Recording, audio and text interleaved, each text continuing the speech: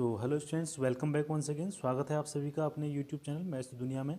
तो class 10th maths के 2020 का जो पेपर हम सॉल्व कर रहे थे, तो उसमें सेक्शन ए एंड बी हम कंप्लीट कर चुके थे जो 1 एंड 2 मार्क्स के थे। तो आज 3 मार्क्स का जो आपका सेक्शन सी है उसे हम कंप्लीट करने वाले हैं। आई होप आपने पहली वाली वीडियो देख ली होगी।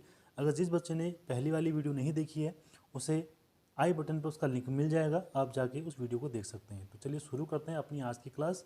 और इसमें हम करने वाले हैं सेक्शन सी को। यहाँ से आपका जो क्वेश्चन है वो क्वेश्चन 3 मार्क्स के क्वेश्चन स्टार्ट हो गए बच्चों। तो फर्स्ट क्वेश्चन जो आपके पास है तो ये है आपके पास, ये आपके सामने एक पॉलिनोमियल्स गिवन है, आपसे बोलता है कि इसके सारे जीरोज आप कैलकुलेट करके बताइए। इसके शून्यक आपको निकालना है। शून्यक मीन्स होता है इसके जीरोज आपको कैलकुलेट करने हैं, ठीक है। और आपको इसके दो जो शून्यक हैं, दो जीरोज हैं, वो आपको गिवन है बच्चों। तो ये बहुत इंपॉर्टेंट क्वेश्चन है। आपका उत्तराखंड बोर्ड में ये बहुत बार क्वेश्चन पूछा जाता है और यूपी बोर्ड में भी बहुत बार क्वेश्चन पूछा गया। तो इस क्वेश्चन को किस तरीके से किया जाएगा बच्चों, चलिए आपको बता देता हूँ।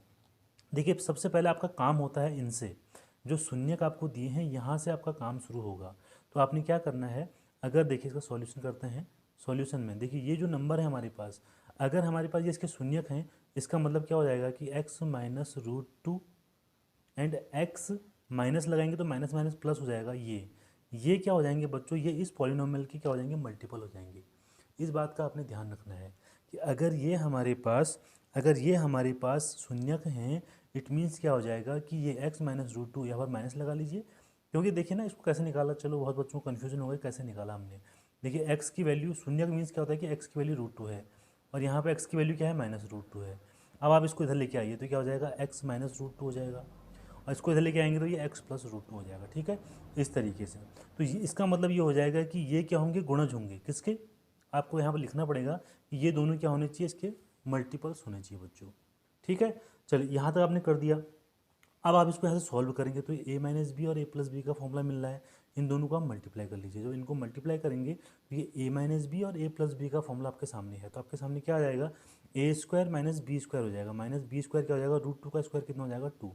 इन दोनों को मल्टीप्लाई करके इतना आ जाएगा बच्चों, ठीक है।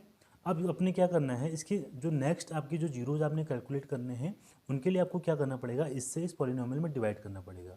डिवीजन करना आप सभी ने सीखा होगा। चलिए डिवीजन में आपको यहाँ पर करके बताता हूँ। तो ये एक्स स्क्वायर माइनस टू होगा। यहाँ इसमें आपने इसका डिवीजन आपने करना है किसके अंदर, इसके अंदर। इसकी वैल्यू कितनी है आपके पास, two x power four minus three x cube minus three x square plus six x minus two. इसमें आपने इसका डिवीजन करना है, ठीक है। तो सबसे पहले अगर आप डिवीजन करेंगे तो यहाँ से यहाँ डिवीजन करेंगे तो डिवीजन करना आप सभी को आता होगा। तो टू एक्स स्क्वायर टाइम्स क्या हो जाएगा, इसका डिवीजन हो जाएगा बच्चों फर्स्ट टाइम। तो आपने यहाँ से इसको जब डिवीजन किया तो आपके पास क्या वैल्यू आ जाएगी, आपके पास आ जाएगी टू एक्स पावर फोर आ जाएगा यहाँ पे, ठीक है। और यहाँ पे अगर आप इससे इसको मल्टीप्लाई करेंगे तो ये माइनस है, ये प्लस है, तो ये माइनस का हो जाएगा यहाँ पे, ठीक है। तो अच्छा, ये एक्स स्क्वायर वाला पार्ट आएगा तो एक्स स्क्वायर वाले को यहाँ पे लिख लीजिए, माइनस माइनस आएगा फोर एक्स स्क्वायर हो जाएगा बच्चों, ठीक है।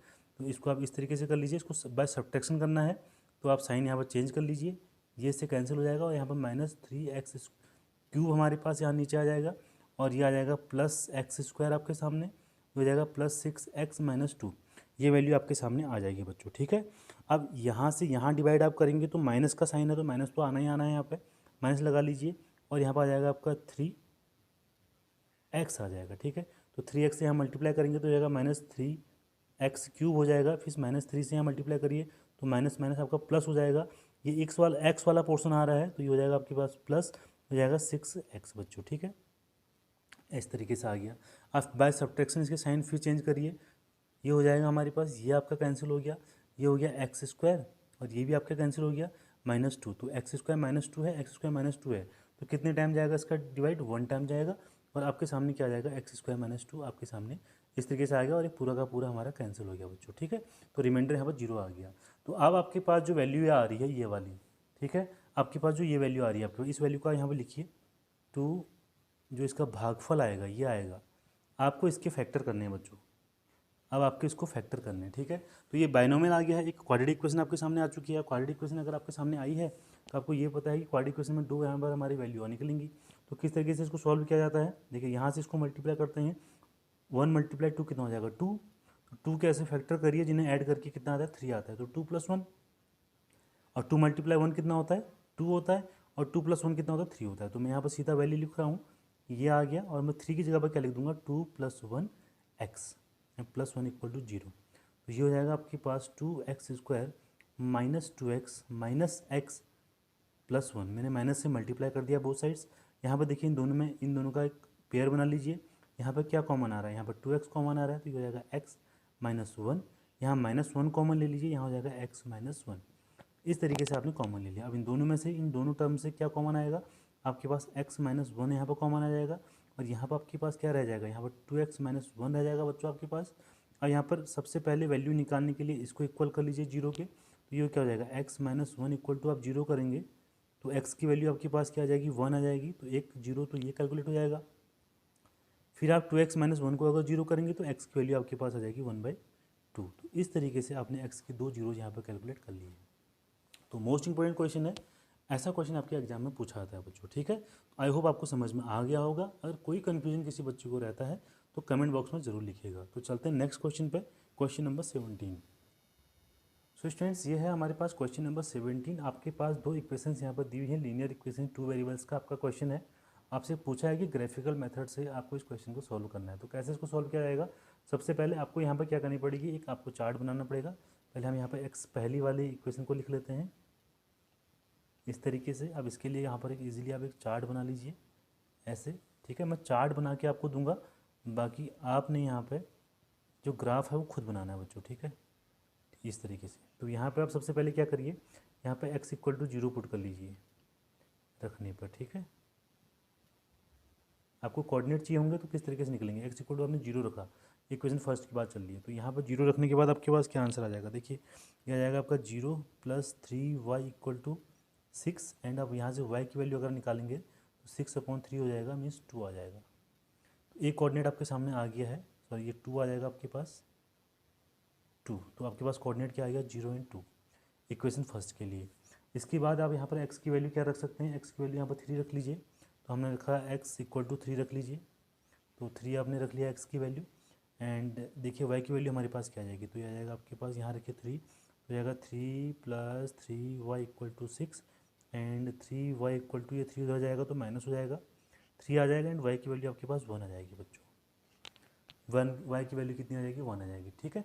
तो इस तरीके से आपने इसके पहले वाले के लिए, तो 2 पॉइंट्स बहुत होते हैं, इन 2 पॉइंट्स को आप निकाल लीजिएगा, ईजिली आपका यहाँ पर हो जाएगा, ठीक है। आप सेकेंड वाले के लिए लिखेंगे, अब समीकरण 2 के लिए, इसके लिए भी मैं यहाँ पर चार्ट बना देता हूँ। चलिए इसके लिए भी यहाँ पर चार्ट बना देते हैं, एक इस तरीके से कॉलम बना देते हैं, और दो वैल्यू यहाँ पर x और y की हम ले लेंगे, ठीक है।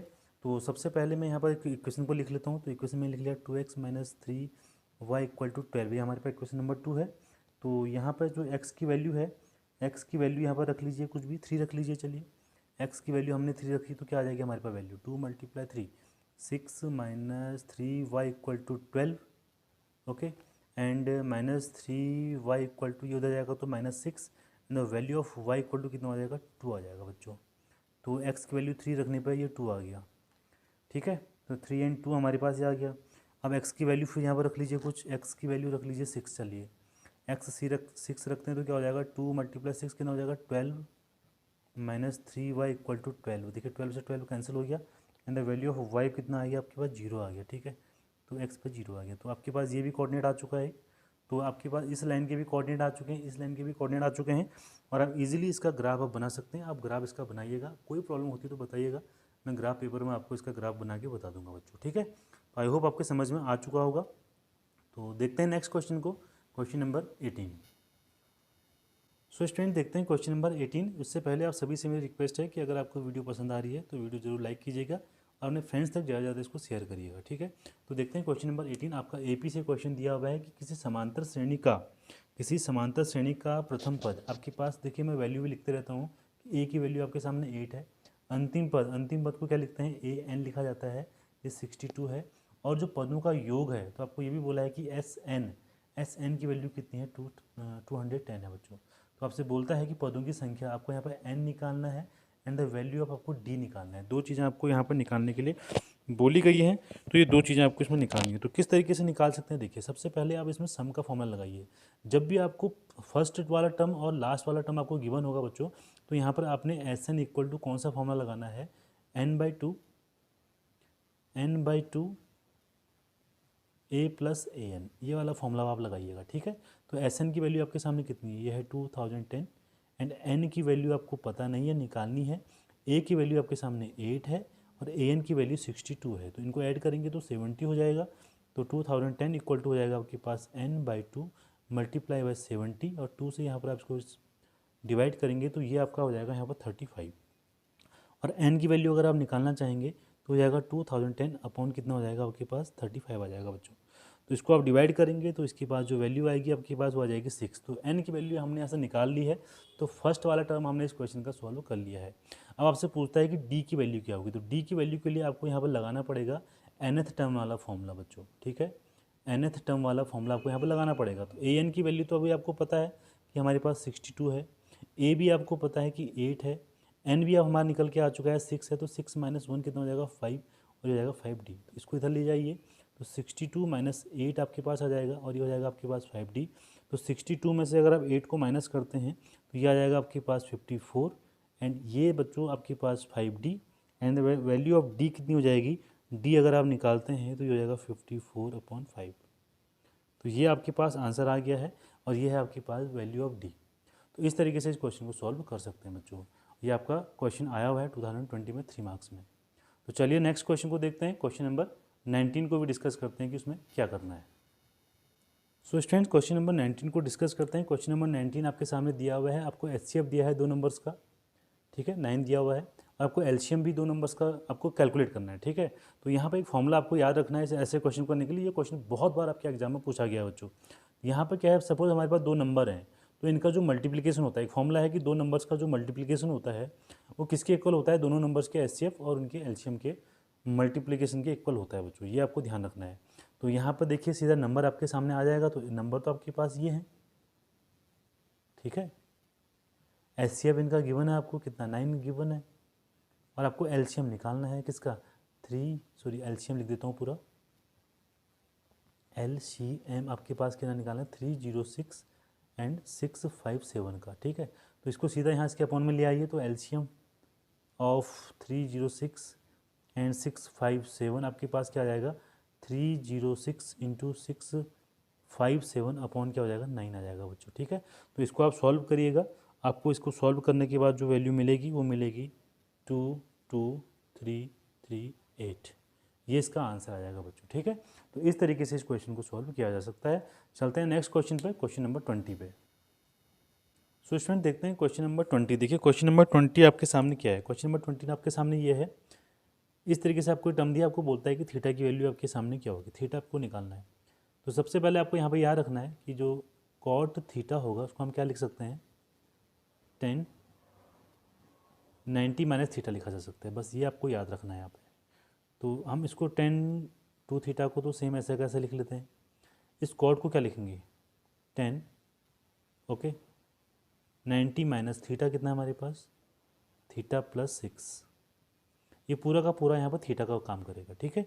तो अगर मैं इसको ओपन करूँगा तो 10 90 माइनस थीटा क्या हो जाएगा कॉट थीटा हो जाएगा, तो यही आ जाएगी हमारे पास वैल्यू। अब ये ऐसा क्यों किया हमने, मैं आपको बता दूं ऐसे क्वेश्चन को करने के लिए क्या होता है, कभी भी अगर आपके पास ये जो आपके पास ट्रिग्नोमेट्रिक रेशियो होता है जो जिसको हम त्रिकोणमितीय अनुपात कहते हैं, ये अगर इक्वल होता है तो इसके एंगल्स को आप इक्वल यहाँ पर कर सकते हैं, ठीक है। अगर ये इक्वल होंगे तो इनके एंगल भी क्या होंगे इक्वल होंगे, बट यहाँ पर 10 था, यहाँ पर कॉड था, इसे हम सेम नहीं कर सकते थे, क्यों, क्योंकि यहाँ पर त्रिकोणमितीय अनुपात अलग अलग है, भिन्न भिन्न है, यहाँ 10 है यहाँ कॉट है, इसे आप सीधा कंपेयर नहीं कर सकते थे। तो हमने कंपेयर करने के लिए क्या किया, इसे हमने क्या किया, इससे भी हम क्या ला गए 10 के फॉर्म में लेके आ गए। तो अब यहाँ पर जो इसका एंगल है ये जो 2 थीटा है वो इक्वल हो जाएगा किसके 90 माइनस थीटा प्लस 6 के बच्चों, ठीक है। तो देख लीजिए इसको चेक कर लेते हैं, तो हो जाएगा ये आपके पास आ गया 90 माइनस थीटा एंड माइनस 6, ठीक है। तो ये थीटा इधर आ जाएगा तो ये हो जाएगा 3 थीटा, ये 90 माइनस 6 आपके पास हो जाएगा 84 and the value of theta equal to हो जाएगी 84/3 और ये 3 2 जा 6 एंड 8 जा आ गया, तो वैल्यू ऑफ थीटा कितना आ गया 28 डिग्री आ जाएगा बच्चों, ठीक है। मोस्ट इंपॉर्टेंट क्वेश्चन है, ऐसे क्वेश्चन आपके एग्जाम में जरूर पूछे जाते हैं, तो ध्यान से देखिएगा, ऐसे क्वेश्चन ट्रिग्नोमेट्री से आते हैं। तो चलते हैं नेक्स्ट क्वेश्चन पे, क्वेश्चन नंबर 21 पे। तो बच्चों ये है क्वेश्चन नंबर 21। क्वेश्चन नंबर 21 देखिए बहुत बढ़िया क्वेश्चन है, आपके सामने देखो ये दे रखा है कि बिंदु 1 - 1 एंड -4 -5 एंड -6 इनको जोड़ने वाला एक रेखाखंड है, ठीक है। और इसको वाई एक्स में इसको क्या करता है, किस अनुपात में विभाजित करता है आपको बताना है। और जहाँ पर कट कर रहा है वाई एक्स के साथ, उसको आपको वहाँ पर के कोऑर्डिनेट भी आपको कैलकुलेट करने हैं। तो इस क्वेश्चन का मैंने देखिए रफ फिगर यहाँ पर बनाया है, आप देखिए ज़रा, थोड़ा सा एक रफ फिगर बनाया है। तो ये वाला पॉइंट मेरे पास है 1, और ये वाला पॉइंट है मेरे पास -5, -6, ठीक है। अब ये देखिए, ये जो लाइन है जो इनको कट कर रही है, ये वाई एक्सिस को यहाँ पर देखो इस पॉइंट पर कट कर रहा है, इस पॉइंट पर कट कर रहा है। तो आपको ये बताना है, देखिए ये वाला एक ये किस इस अनुपात में यहाँ भी डिवाइड हो रहा है और इस अनुपात में यहाँ भी डिवाइड होता है। एक तो आपको ये बताना है कि ये वाई एक्स जो है इसे किस अनुपात में डिवाइड कर रहा है, ठीक है।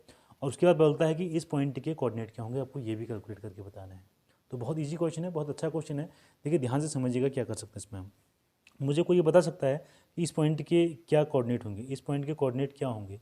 इसमें हमेशा एक्स एक्स में चली गई दूरी 0 होगी और वाई एक्स में चली गई दूरी y होगी। देखिए यहाँ पर एक्स एक्स हमेशा 0 होगा, वाई एक्स में हमेशा y की वैल्यू एक्स की वैल्यू कितनी होती है, 0 होती है। तो मुझे एक चीज़ यहाँ पर पता चल गई है कि मैं यहाँ पर सपोज मैं x1 की वैल्यू लिखता हूँ, चलिए x1 की वैल्यू लिख लेता हूँ, 1 लिख लेता हूँ। इसे मैं x1 y1 मान लेता हूँ, इस वाले पॉइंट को 1, 4 को, ठीक है। तो y1 की वैल्यू मेरे पास कितनी आ गई, 4 आ गई है। और x2 की वैल्यू अगर मैं लिखूँ तो -5 आ गई है। एंड y2 की वैल्यू अगर मैं लिखूँ तो -6 आ गई मेरे पास। और ये मेरे पास कोऑर्डिनेट आ चुका है। तो मेरे पास जो डिवीज़न वाला फॉर्मूला है, विभाजन सूत्र क्या कहता है, वो ये कहता है x इक्वल टू क्या होता है, m1x2 प्लस m2x1, ठीक है, अपॉन क्या होता है m1 प्लस m2। आपको ये वाला फॉर्मूला तो लर्न होगा बच्चों, ठीक है। ये आप देख लीजिए। अब यहाँ पे आप वैल्यू रख के देखिए, तो x कोऑर्डिनेट यहाँ पर कितना है, x कोऑर्डिनेट यहाँ पर मैंने कहा ना कि इस वाले पॉइंट के जो कोऑर्डिनेट हैं, ये वाला पॉइंट हमने जो लिया है इसका x कितना है, 0 है। तो यहाँ पर 0 रख लीजिए, तो 0 आपने रख लिया। अब यहाँ पर देखिए m1 की वैल्यू आपको नहीं है, निकालना है। और x2 की वैल्यू आपके पास कितनी है, -5 है, प्लस m2 आपको निकालना है। और x1 की वैल्यू आपके पास 1 है, और m1 प्लस m2 आपको पता नहीं है, निकालना है। तो यहाँ से ये वैल्यू जब यहाँ जाएगी तो ये तो 0 हो जाएगी, ये हो जाएगा आपका -5m1, और ये प्लस हो जाएगा आपके पास m2। इस m1 को यहाँ लेके जाएंगे तो आपके पास आ जाएगा 5m1 इक्वल टू m2 आ जाएगा। अब आपने निकालना क्या है, m1 रेशियो m2 निकालना है। तो m1 के डिवाइड में m2 आ जाएगा, ठीक है। ये ऐसा करिए, m2 से डिवाइड कर लीजिए, तो यहाँ m2 से डिवाइड कर लिया हमने, ठीक है। तो यहाँ हमारा 5 रहेगा, यहाँ 5 को भी लिख लीजिए, और यहाँ m2 से m2 डिवाइड करेंगे तो 1 आ जाएगा। तो m1 अपॉन m2 कितना आ जाएगा यहाँ पर, तो आपके पास जो वैल्यू यहीं पर लिख लेता हूँ कि m1 अपॉन m2 आपके पास कितना आ गया बच्चों, 1/5। तो ये तो हमारा निकल गया कि 1:5 में इसको डिवाइड कर रहा है, ठीक है। ये अनुपात निकल गया जिसमें हमको डिवाइड कर रहा है। अब आपसे क्या पूछता है, अब यहाँ से पूछता है कि इस पॉइंट के कोऑर्डिनेट क्या होंगे। अब आपके लिए कोऑर्डिनेट निकालने बहुत ईजी हो जाएंगे। एक्स एक्स पे तो 0 होगा, बट वाई की वैल्यू अगर आपको निकालनी तो वाई के लिए क्या लिखना पड़ेगा आपको, m1 y2 plus m2 y1 upon m1 plus m2, ठीक है। तो y की वैल्यू हम कैसे निकालेंगे, देखिए m1 की वैल्यू हमारे पास 1 आ गई है, एंड y2 की वैल्यू आपके पास क्या आ गई है, y2 की वैल्यू आपके पास है ये -6, प्लस m2 की वैल्यू आपके पास क्या आई है, m2 की वैल्यू है 5, मल्टीप्लाई y1 की वैल्यू आपके पास कितनी है, -4, और दोनों को ऐड कर लीजिए कितना हो जाएगा 6। तो y की वैल्यू आपके पास आएगी -6, आएगी -20/6, आएगी -26/6। अगर इसको आप थोड़ा सॉल्व कर सकते हैं तो सॉल्व करके देख लीजिए कि इसकी जो वैल्यू आएगी, आप 2 से डिवाइड कर लीजिए, -13/3। तो आपके पास कोऑर्डिनेट क्या आ जाएंगे, 0 एंड -13/3। इस तरीके से आप इस क्वेश्चन को कर सकते हैं। कोऑर्डिनेट ज्योमेट्री का बहुत बढ़िया क्वेश्चन था, इस तरीके का क्वेश्चन एग्जाम में आ सकता है। तो आपको बिल्कुल घबराना नहीं है, आराम से टेंशन फ्री अभी एग्जाम हॉल में क्वेश्चन को पढ़िएगा, उसके बाद उसका सॉल्यूशन करिएगा। सारी चीज़ें आप पढ़ के जा रहे हैं, कोई दिक्कत नहीं है, इजीली क्वेश्चन को कर लेंगे, ठीक है। तो चलते हैं नेक्स्ट क्वेश्चन पे, क्वेश्चन नंबर 22 पे। सो स्टूडेंट्स, ये है हमारे पास कोऑर्डिनेट ज्योमेट्री का नेक्स्ट क्वेश्चन। क्वेश्चन नंबर ये कहा गया है कि एक समचतुर्भुज का क्षेत्रफल ज्ञात कीजिए। आपको इसका एरिया कैलकुलेट करना है, और आपको वर्टिसेस इसके गिवन है कि 4 जो इसके वर्टिसेस हैं आपको गिवन है बच्चों। तो ये रफ फिगर आपके सामने बनाया हुआ है। तो मैंने ABCD एक ले लिया है समचतुर्भुज, और इसके कोऑर्डिनेट मैंने यहाँ पर लिख दिए हैं, ए के लिए ये लिख दिया है, सारे कोऑर्डिनेट लिख दिए हैं बच्चों। अब इसको एरिया आपको निकालना है, तो आपको सबसे पहले एरिया पता होना चाहिए। तो समचतुर्भुज का जो एरिया होता है, ये ध्यान रखिएगा, ये आपको अगर याद रहेगा तो आपको ऐसे क्वेश्चन करने में थोड़ा सा ईजी रहेगा। वहाँ एग्जाम में का जो क्षेत्रफल होता है वो क्या होता है बच्चों, वो होता है 1/2 मल्टीप्लाई इसका जो पहला डायगोनल है एंड सेकंड डायगोनल है, ठीक है। डायगोनल क्या होता है, AC, आपको लेंथ ऑफ AC निकालनी पड़ेगी, लेंथ ऑफ BD निकालनी पड़ेगी। ये अगर आप निकाल देते हैं तो आप इजीली कर सकते हैं इसे। और इसको निकालने का आपके पास तरीका है, कैसे निकालेंगे, आप इसको डिस्टेंस फॉर्मूले से निकाल सकते हैं। तो AC को निकाल के देखते हैं। AC को अगर हम निकालेंगे तो AC की वैल्यू आप यहाँ किस तरीके से रख सकते हैं, देखिए ये हो जाएगा आपके पास x2 माइनस x1, ठीक है। AC की वैल्यू के लिए क्या हो जाएगा, x2 माइनस x1, तो x2 और x1 कुछ भी ले लीजिए आप यहाँ पे। AC यह है A एंड C, तो x2 की वैल्यू आपने यहाँ से ले ली है -1, इसको x1 y1 मान लीजिए, इसको x2 y2 मान लीजिए, ठीक है।